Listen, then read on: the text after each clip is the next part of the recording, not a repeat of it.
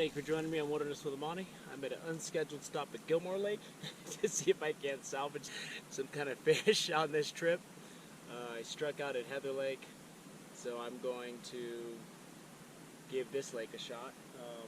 I just hiked around to the back of the lake. There's a lot of people in the front of the lake. People are swimming and stuff, so I'm going to see if I can't get anything going. I read that there are lake trout in here, which is very atypical for Sierra lakes. You don't see a lot of lake trout in them. I think there might be rainbows in here as well, but we're gonna see. You know, I'm probably not even gonna break up my fly rod. I'm just gonna throw my spinning rod and a jig on and just hike around the lake because I don't have a lot of time. It's already 3:30, 4, so I only have a few hours to explore this. So let's see if we can't scrounge something up. I finally hooked into something. I found this deep water in the back of the lake, and I'm running my jig down deep. And something picked it up down there, and it is a lake trout. So they said there's lake trout in here, and there are lake trout. And he hit my jig, and it's a nice one. Woo! That was nice.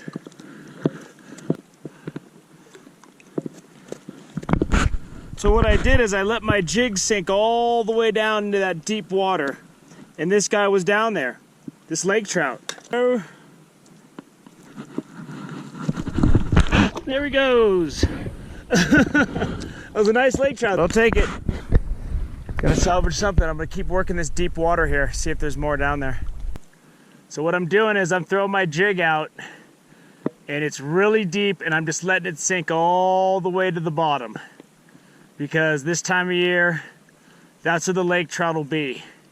Now there are a lot of bait fish in the water, so I think that it might be a good idea to come down here with some, with like a Rapala or a big spoon when the sun goes down. I'm gonna have to leave pretty soon because it's getting late and I gotta hike out.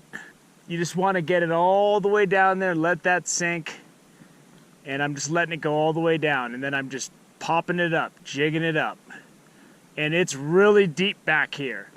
And so that's what you want to hammer if you come here, if it's lake trout. I heard there's rainbows in here. I haven't seen any yet. I haven't seen any. I had something hit my jig a couple times, but when I put on a fly rod, all I caught were these little guys, these little like perch things or minnow things that are out there. And I'm assuming that the lake trout come up and feed on those at some point. So when it's dark or really early in the morning, I would come down and try to take advantage with that, with a floating Rapala.